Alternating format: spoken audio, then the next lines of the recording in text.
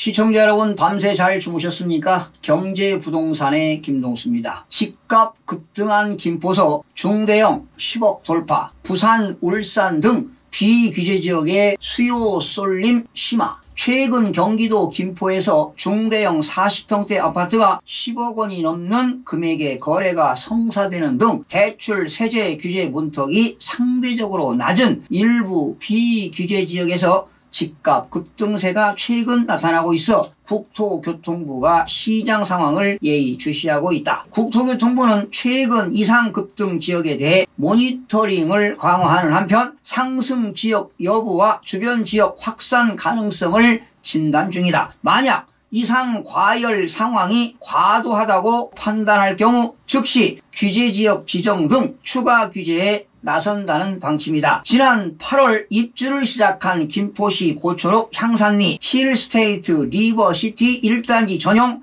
114.93제곱미터의 분양권은 지난 17일 10억 2,710만원에 거래가 되었다. 이 단지의 분양가가 약 7억 원 대비 3억 원 이상 오른 금액이다. 그동안 김포 아파트 매매시장에서 10억 원 이상 거래는 모두 전용 면적이 198에서 200제곱미터 크기의 대형 아파트에서만 나왔다. 하지만 이번 거래가 성사되면서 지역 내 신축 중대형 아파트들의 호가가 들썩이기 시작했다. 여러분, 이렇게 비규제 지역인 김포시가 최근에 집값 급등세가 이어지고 있습니다. 10월 4주차에 수도권에서 가장 많이 오른 지역이 바로 김포시인데요. 무려 이번 주에 0.58%가 상승했습니다. 교통 개선 기대감 GTX-D 영향 등으로 상승세가 지속되는 가운데 풍무 역세권과 한강 신도시 이주로 상승세가 확대되고 있습니다. 사실 규제 지역에서는 세금 폭탄, 규제 폭탄, 감시 폭탄이 이어지지만 비규제 지역에서는 주택담보대출 규제와 세제 규제가 상대적으로 약하기 때문에 투자 수요가 몰리는 것으로 보여집니다. 기사 내용을 인정합니다만은 실수요자 입장에서는 현혹될 필요가 없다고 생각됩니다. 향산리 힐스테이트 리버시티 1단지 전용면적 114.9352제곱미터 분양가가 7억 원이었는데요. 지난 10월 17일 20층에서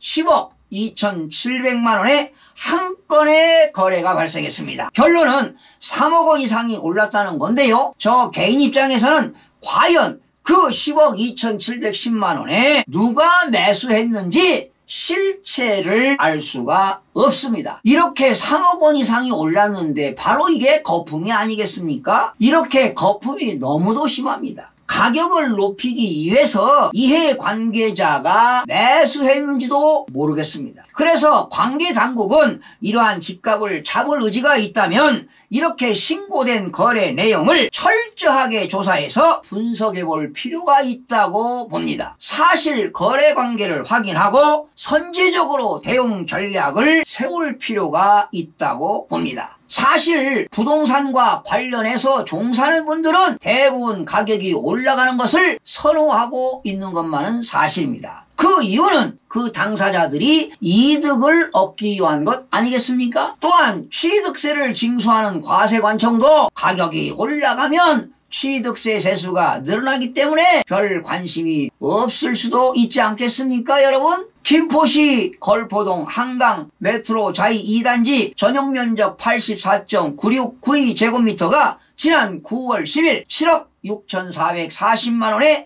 한 건이 거래가 발생이 되었는데 호가가 8억 9천만 원이라면 한 달 사이에 1억 원 이상이 된 것입니다. 10월 23일 풍무 센트럴 푸르지오 전용면적 112.8015제곱미터 29층이 10억 원의 거래가 됐습니다. 지난 2018년도에 준공한 이 아파트의 해당 면적은 7억 3천만 원의 거래가 됐지만 지난달 9억 원으로 크게 상승했습니다. 이어 한 달 만에 1억 원이 뛰면서 10억 원으로 신고가를 기록했습니다. 물론 신축 아파트라는 장점이 있긴 하지만 주택법상 국민주택이 고가주택으로 탈바꿈하고 있으니 기가 잘 노릇입니다. 정부는 지난 6.17 부동산 대책을 내면서 수도권 대부분 지역을 투기 과열지구, 조정 대상 지역 등 규제 지역으로 묶였지만 김포시와 파주시 등은 대상에서 제외했다. 이에 앞서 지난 7월에서 8월 김포와 파주 아파트 매매시장에 매수세가 몰리며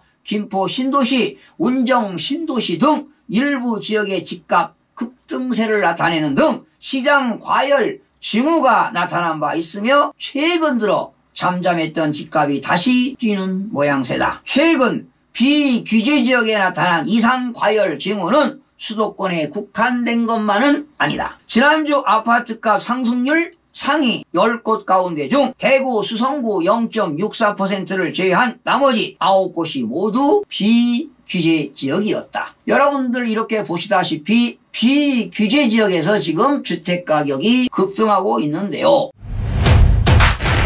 그동안 김포 아파트 매매시장에서 10억 원 이상 거래는 전용면적 190제곱미터 이상 대형 아파트에서만 나왔습니다. 그러나 최근 중대형 아파트에서도 10억 원이 넘는 아파트가 지금 나오고 있는데요. 김포시는 서울과 맞닿은 경기 지역 중 유일한 비규제 지역입니다. 정부는 6.17 대책에서 수도권 풍선 효과를 차단하기 위해 대부분 지역을 규제 지역으로 지정했지만 김포시는 이를 피했습니다. 이후 김포 골드라인 역 인근을 중심으로 가격이 서서히 상승을 했습니다. 결국은 김포시는 비규제 지역이라 일단 다른 지역보다 주택담보대출 비율이죠. LTV가 높고 6.17 대책에도 김포가 비규제 지역을 유지하면서 인기가 높아졌다고 보면 되겠습니다. 현재 김포시 고천읍, 풀무동, 사우동, 운양동, 걸포동, 장기동, 마산동, 구례동 등에서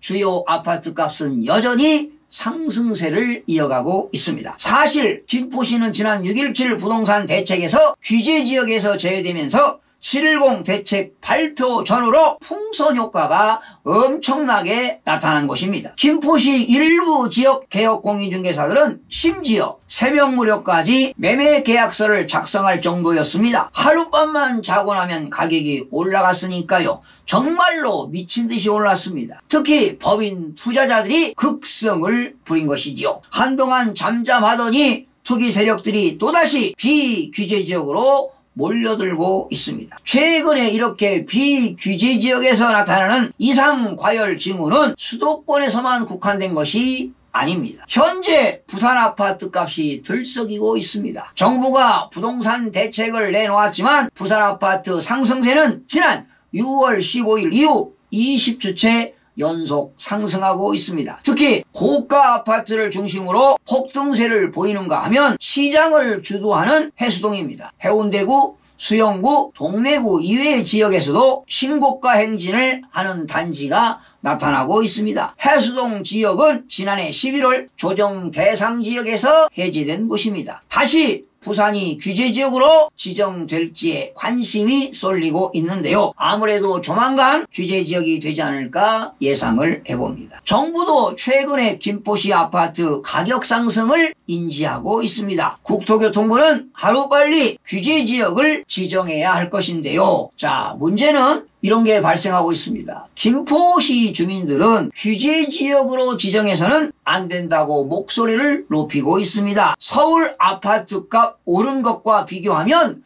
김포시는 아무것도 아니라는 것이지요. 이제 분양가를 겨우 회복했는데 규제지역으로 지정하면 주민들은 안 된다는 것입니다. 이렇게 특정 지역에 가보면 주민들이 집값 올리기에 열을 내고 있는데요. 사실 주거 목적이면 가격이 너무 오르는 것도 바람직하지 않습니다. 물론 반대 여론도 있겠지만 주택가격을 잡기 위해서는 어찌할 도리가 없다고 봅니다. 반드시 투기 세력들은 잡아야만 됩니다. 거품 붕괴로 훗날 집값이 떨어지게 되면 참담한 일들이 벌어지게 될 것입니다. 집값이 올라가도 걱정, 떨어져도 걱정, 진퇴양난이고 정부의 부동산 정책은 가면 갈수록 첩첩산중입니다. 여러분, 지금 미국에서는 어떤 일이 벌어지고 있는지 알고 계십니까? 지금 미국에서는요, 이번 사태 영향 등으로 실직으로 주택 임차인들의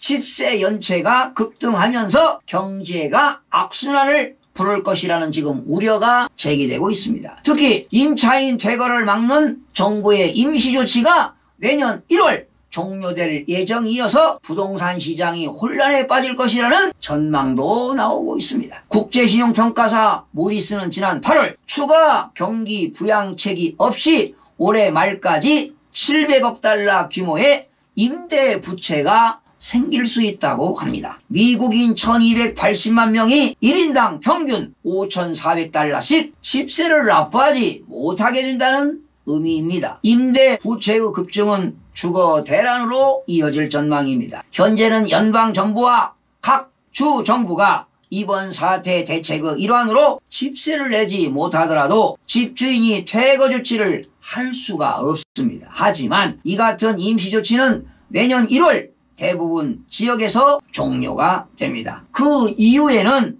미국 전역에서 세입자들이 대거 퇴거 조치되는 사태가 발생할 수 있다는 것입니다. 부동산 대란은 경기 위축으로 확대될 수 있습니다. 집세 납부 연체 상황은 더 큰 경제에 타격을 줄 것입니다. 여러분, 2008년 서프라임 모기 사태 당시 1조 3천억 달러 규모의 버블이 터진 것에 비해서는 적지만 수천만 명의 세입자가 부채 부담을 떠안게 되고 주택을 압류당하는 미국인 수도 2007년에서 2010년 당시 기록이었던 380만 명을 넘어설 수 있다고 합니다. 마크 잔디 무디스 수석 이코노미스트는 이런 가정들은 꽤 큰 재정적 선택을 해야 하고 집세를 내기 위해 다른 지출을 줄여야 한다며 경제에 크나큰 타격을 줄 수밖에 없다고 지적했습니다. 집세 연체는